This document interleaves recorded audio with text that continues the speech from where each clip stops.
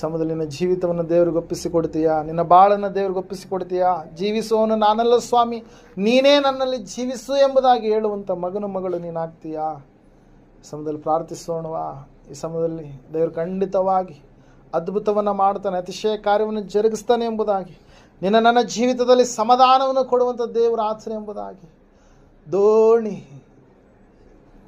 ಅಲೆಗಳಲ್ಲಿ ಭಯಂಕರವಾದಂಥ ತೆರೆಗಳು ಆ ಒಂದು ಬಿರುಗಾಳಿ ಮಧ್ಯದಲ್ಲಿ ಸಿಲುಕಿಕೊಂಡಾಗ ಶಿಷ್ಯರೆಲ್ಲರೂ ಭಯಪಟ್ಟರು ಕೂಡ ಯೇಸು ಸಮಾಧಾನದಿಂದ ಇದ್ದ.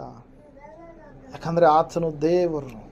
ನಾವು ನೋಡ್ತಾ ಇದ್ದ ಅದೇ ಸಮಾಧಾನವನ್ನು ನನಗೂ ನಮ್ಮೆಲ್ಲರಿಗೂ ಆತನು ಕೊಡಬೇಕಂತ ಇಷ್ಟಪಟ್ಟಿದ್ದಾನೆ ಪ್ರಿಯರೇ. ಶಿಷ್ಯರು ಕಳವಳಪಟ್ಟರು, ಅಯ್ಯೋ ಸ್ವಾಮಿ, ನಾವು ಸಾಯ್ತೀವಿ, ನಾವು ಸಾಯುವುದರಲ್ಲಿ ನಿನಗೆ ಸಂತೋಷವಾ ಎಂಬುದಾಗಿ ಕೇಳಿದ್ರು. ದೇವರಾದಂಥ ಯೇಸು ಆ ಅಲೆಗಳನ್ನು, ಸಮುದ್ರವನ್ನು ಗದರಿಸಿದಾಗ ಎಲ್ಲವೂ ಶಾಂತವಾಯಿತು.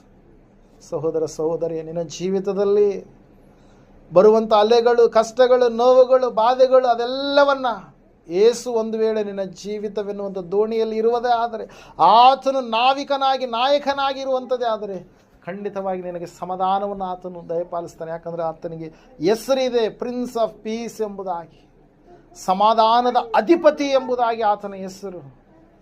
ಪ್ರಾರ್ಥನೆ ಮಾಡೋಣ. ಯಾವ ವಿಷಯದಲ್ಲಿ ಸಮಾಧಾನವಿರಲಾರ್ದೆ ಇಲ್ಲಿಯವರೆಗೆ ಗೋಳಾಡ್ತಾ ಇದೆಯಾ? ನಿಜವಾದಂಥ ಸಮಾಧಾನ ಹೊಂದಿಕೊಳ್ಳಲಾರ್ದಂಥ ಪರಿಸ್ಥಿತಿಯಲ್ಲಿದೆಯೇನೋ? ಒಂದು ಸಾರಿ ಪ್ರಾರ್ಥನೆ ಮಾಡೋಣವಾ? ಒಂದು ಸಾರಿನ ಬಾಯಿ ತೆರೆದು ಪ್ರಾರ್ಥನೆ ಮಾಡಿ, ದೇವರೇ ನಿನ್ನ ಸಮಾಧಾನವನ್ನು ನನಗೆ ಕೊಡಯ್ಯ. ಭಯಂಕರವಾದಂಥ ಬಿರುಗಾಳಿ ಮಧ್ಯದಲ್ಲಿ ಸಮಾಧಾನ, ದುಃಖ, ಅವಮಾನ, ಕಣ್ಣೀರಿನ ಮಧ್ಯದಲ್ಲಿ ಸಮಾಧಾನ, ದೇವ ಆ ಸಮಾಧಾನ ನನಗೆ ಕೊಡು ಎಂಬುದಾಗಿ ಪ್ರಾರ್ಥನೆ ಮಾಡೋಣ. ಮಹೋನ್ನತರು ಮಹಾಪರಿಶುದ್ಧನಾದ ಮಹಾದೇವರೇ, ನಿನಗೆ ಸ್ತೋತ್ರಗಳಪ್ಪ. ಕೇಳಿದಂಥ ವಾಕ್ಯ, ಬಿತ್ತಿದಂಥ ಬೀಜ 100ರಷ್ಟು ಫಲ ಕೊಡೋದು ಸಹಾಯ ಮಾಡಿ ನಡೆಸಪ್ಪ. ಹೌದು ರಾಜನೇ, ಸಮಾಧಾನ ಪಡುವವರು ಧನ್ಯರು, ಅವರು ದೇವರ ಮಕ್ಕಳೆನ್ನಿಸಿಕೊಳ್ಳುವರು ಎಂಬುದಾಗಿ ನಾವು ನೋಡ್ತಾ ಇದ್ದೇವೆ. ಸಮಾಧಾನ ಪಡಿಸುವವರು ಧನ್ಯರು ಎಂಬುದಾಗಿ ಸ್ವಾಮಿ. ಹೌದು ರಾಜನೇ, ಸಮಾಧಾನವನ್ನು ನಾವು ಹೊಂದಿಕೊಂಡು ಆ ಸಮಾಧಾನವನ್ನು ಇತರರಿಗೂ ಕೂಡ ತಿಳಿಸುವ ಮಕ್ಕಳಾಗುವಂತೆ ಸಹಾಯ ಮಾಡಯ್ಯ.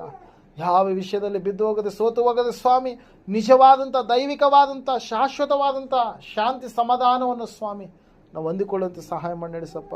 ಒಂದು ವೇಳೆ ಅನಾರೋಗ್ಯ, ಒಂದು ವೇಳೆ ಬಾಧೆ, ಯಾವುದೋ ಒಂದು ಚಿಂತೆ, ಯಾವುದೋ ಒಂದು ವ್ಯಥೆ, ಯಾವುದೋ ಒಂದು ಸೋಲು, ಸಾಲ, ಬಲಹೀನತೆ, ಸಮಾಧಾನವಿರಲಾರ್ದಂಥ ಸ್ಥಿತಿಯ ಕಡೆಗೆ ನಡೆಸಿದೆಯೇನು ಸ್ವಾಮಿ.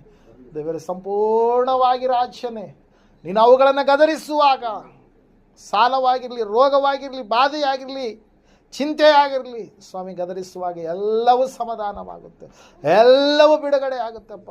ದೇವರೇ ಪ್ರಾರ್ಥಿಸ್ತಾರೆ ಸ್ವಾಮಿ. ಕುಟುಂಬದಲ್ಲಿ ಸಂಪೂರ್ಣವಾಗಿ